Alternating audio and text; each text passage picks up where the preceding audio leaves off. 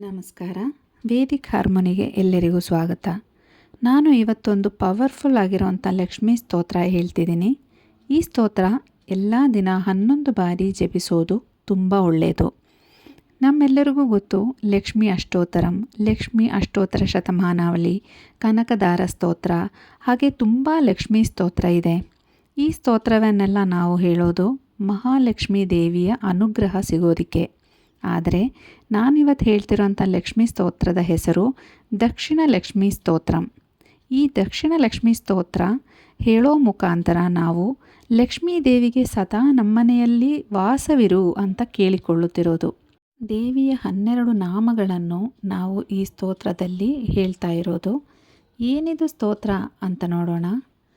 ತ್ರಿಲೋಕ ಪೂಜಿತೆ ದೇವಿ ಕಮಲಾ ವಿಷ್ಣುವಲ್ಲಭೆ ಯಯತವಾನ್ ಅಚಲಾ ಕೃಷ್ಣೆ ತಥಾ ಭಾವ ಮಯೇ ಸ್ಥಿರ ಕಮಲಾ ಚಂಚಲ ಲಕ್ಷ್ಮೀ ಚಾಲಾ ಭೂತಿರ್ ಹರಿಪ್ರಿಯಾ ಪದ್ಮ ಪದ್ಮಾಲಯ ಸಮ್ಯಕ್ ಉಚೈ ಶ್ರೀ ಪದ್ಮಧಾರಿಣಿ ದ್ವಾದಾ ಸೈತಾನಿ ನಾಮಾನಿ ಲಕ್ಷ್ಮೀ ಸಂಪೂಜ್ಯ ಯ ಪಡೇತ್ ಸ್ಥಿರಲಕ್ಷ್ಮೀ ಭವೇತ್ ತಸ್ಯ ಪುತ್ರಧಾರಾ ಅಭಿಸಹ ಇತಿ ಶ್ರೀ ದಕ್ಷಿಣ ಲಕ್ಷ್ಮೀ ಸ್ತೋತ್ರಂ ಸಂಪೂರ್ಣಂ. ಇದೇನೇ ದಕ್ಷಿಣ ಲಕ್ಷ್ಮೀ ಸ್ತೋತ್ರಂ. ಇದು ಎಲ್ಲ ದಿನ 11 ಬಾರಿ ಜಪಿಸುವುದರಿಂದ ನಿಮ್ಮ ಮನೆಯಲ್ಲಿ ಲಕ್ಷ್ಮೀ ದೇವಿಯ ಸಂಪೂರ್ಣ ಆಶೀರ್ವಾದ ಇರುತ್ತದೆ. ಹಾಗೆ ತಾಯಿ ನಮ್ಮನೆಯಲ್ಲಿ ಸದಾ ನೆಲೆಸಿರುತ್ತಾಳೆ. ಇನ್ನು ಶುಕ್ರವಾರದ ದಿನ ನಾವು ಹೆಣ್ಣು ಮಕ್ಕಳು ಮಾಡಬೇಕಾಗಿರೋದು ಹಾಗೆ ಮಾಡಬಾರದಿರೋದು ಅಂಥ ಕೆಲಸಗಳು ಅಂಥ ವಿಷಯಗಳು ಏನು ಅಂತ ನೋಡೋಣ. ಹೆಣ್ಣು ಮಕ್ಕಳು ಯಾವಾಗಲೂ ಬ್ರಾಹ್ಮಿ ಮುಹೂರ್ತದಲ್ಲಿ ಎದ್ದೇಳುವುದು ತುಂಬ ಒಳ್ಳೆಯದು. ಇನ್ನು ಡ್ಯೂಟಿಗೆ ಹೋಗುವ ಹೆಣ್ಣು ಮಕ್ಕಳಿಗೆ ಬೆಳಗ್ಗೆ ಬೇಗ ಎದ್ದೇಳೋದು ತುಂಬಾ ಕಷ್ಟ ಆಗ್ಬೋದು. ಸ್ವಲ್ಪ ಕಷ್ಟ ಆದರೂ ಪರವಾಗಿಲ್ಲ. ಶುಕ್ರವಾರದ ದಿನ ನೀವು ಬೆಳಗ್ಗೆ ಬ್ರಾಹ್ಮಿ ಮುಹೂರ್ತದಲ್ಲಿ ಎದ್ದೇಳೋದು ತುಂಬ ಪುಣ್ಯದ ಕೆಲಸ.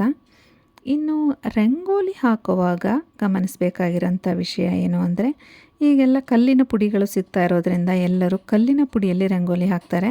ಅದರಿಂದ ರಂಗೋಲಿ ಮನೆ ಮುಂದೆ ಇರುತ್ತೆ ಅನ್ನೋ ವಿಷಯ ಬಿಟ್ಟರೆ ನಿಮಗೆ ಯಾವುದೇ ರೀತಿ ಪ್ರಯೋಜನವಂತೂ ಆಗೋದಿಲ್ಲ.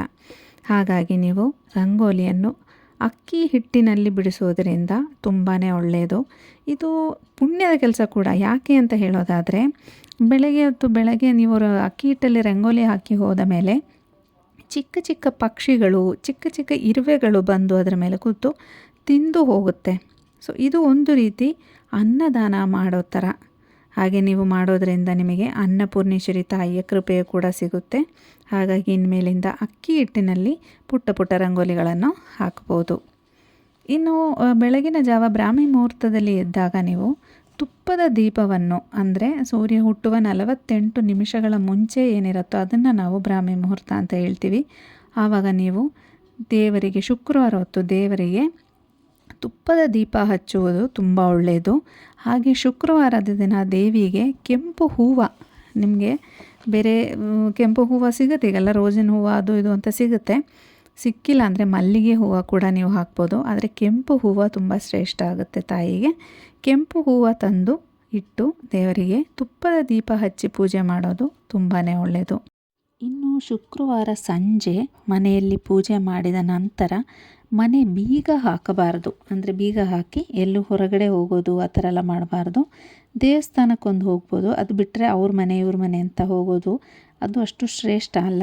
ಹಾಗೆ ನೀವು ಯಾರಿಗಾದರೂ ದುಡ್ಡು ಕೊಡಬೇಕಾದ್ರೆ ಕೂಡ ನೀವು ಸಂಜೆ ಪೂಜೆ ಆದ ನಂತರ ಯಾವುದೇ ರೀತಿ ಸಾಲ ಕೊಡೋದಾಗಲಿ, ಇಲ್ಲ ನೀವು ಯಾರಿಗಾದ್ರೂ ಹತ್ರ ಈಸ್ಕೊಂಡಿರೋ ದುಡ್ಡು ವಾಪಸ್ ಕೊಡೋದಾಗಲಿ, ಇಲ್ಲ ಯಾವುದಾದ್ರೂ ಒಂದ್ರ ಮೇಲೆ ಖರ್ಚು ಮಾಡೋದಾಗಲಿ ಮಾಡದೇ ಇರೋದು ತುಂಬಾ ಉತ್ತಮ.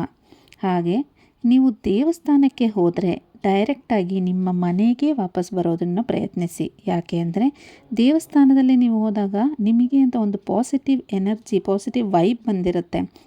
ಅದನ್ನು ತಗೊಂಡು ನಾವು ಬರೋ ದಾರಿಯಲ್ಲಿ ಯಾವುದಾದ್ರೂ ಒಂದು ಅಂಗಡಿಗೆ ಹೋಗೋದು, ಇಲ್ಲ ಯಾರೋ ಸಿಕ್ಕಿದ್ರು ಅಂತ ಅವ್ರ ಮನೆಗೆ ಹೋಗಿಬಿಡೋದು, ಆ ರೀತಿ ಮಾಡಬೇಡಿ.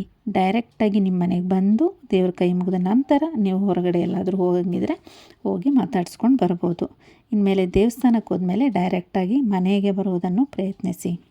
ಇನ್ನು ಶುಕ್ರವಾರದ ದಿನ ಮಾಡಬಾರದಾಗಿರುವಂಥ ಕೆಲಸಗಳು ಏನೇನು ಅಂತ ನೋಡೋಣ. ನಾವು ಉಗುರನ್ನು ಕತ್ತರಿಸಬಾರ್ದು ಶುಕ್ರವಾರ ದಿನ. ಬೇರೆ ದಿನ ನೀವು ಮಾಡ್ಕೊಳ್ಳಿ, ಆದರೆ ಶುಕ್ರವಾರ ದಿನ ಉಗುರು ಕತ್ತರಿಸಬಾರ್ದು, ಕೂದಲು ಕಟ್ ಮಾಡಬಾರ್ದು. ಹಾಗೆ ಚಿಕ್ಕ ಮಕ್ಕಳಿಗೆಲ್ಲ ಕರೆದು ಕೂರಿಸಿ ಏನು ನೋಡುವಂಥ ಕೆಲವೊಂದು ಜನ ಮಾಡ್ತಾರೆ. ಅದನ್ನು ಶುಕ್ರವಾರ ದಿನ ಮಾತ್ರ ಮಾಡಬೇಡಿ. ಯಾಕಂದರೆ ಏನು ನೋಡೋದು, ಅದನ್ನು ಸಾಯಿಸೋದು ಎಲ್ಲ ಶುಕ್ರವಾರ ದಿನ ಮಾಡೋದ್ರಿಂದ ನಿಮಗೆ ತುಂಬ ಸಮಸ್ಯೆಗಳು ಮನೆಗೆ ಬರ್ತದೆ. ಇನ್ನು ನಾನ್ ವೆಜ್ ಅವಾಯ್ಡ್ ಮಾಡೋಕ್ಕಾಗುತ್ತೆ ಅಂದರೆ ಶುಕ್ರವಾರ ದಿನ ನಾನ್ ವೆಜ್ ಅವಾಯ್ಡ್ ಮಾಡಿ. ಸ್ಪೆಷಲಿ ಹೆಣ್ಣು ಮಕ್ಕಳು ನಾನ್ ವೆಜ್ ತಿಂದಿರೇ ಇದ್ದರೆ ತುಂಬಾ ಒಳ್ಳೆಯದು. ತಾಯಿಯ ಈ ಪವರ್ಫುಲ್ ಮಂತ್ರವನ್ನು ನೀವು ಒಂದು ಬುಕ್ಕಿನಲ್ಲಿ ಬರೆದಿಟ್ಕೊಳ್ಳಿ. ಸ್ಕ್ರೀನ್ ಮೇಲೆ ನಾನು ಆಲ್ರೆಡಿ ಕೊಟ್ಟಿದ್ದೀನಿ. ಅದನ್ನು ನೀವೊಂದು ಪುಸ್ತಕದಲ್ಲಿ ಬರೆದಿಟ್ಕೊಂಡು 11 ಬಾರಿ ತಪ್ಪಿಲ್ಲದೆ ಜಪಿಸಿ. ನಿಮ್ಮೆಲ್ಲರಿಗೂ ಒಳ್ಳೆಯದಾಗುತ್ತೆ. ಹಾಗೆ ಲಕ್ಷ್ಮೀ ತಾಯಿ ಸದಾ ನಿಮ್ಮ ಮನೆಯಲ್ಲಿ ನೆಲೆ ಇರ್ತಾಳೆ. ಎಲ್ಲರಿಗೂ ಒಳ್ಳೆಯದಾಗಲಿ ಅಂತ ಹೇಳುತ್ತಾ ಮುಂದಿನ ವಿಡಿಯೋದಲ್ಲಿ ಸಿಗೋವರೆಗೂ ನಮಸ್ಕಾರ. Thank you.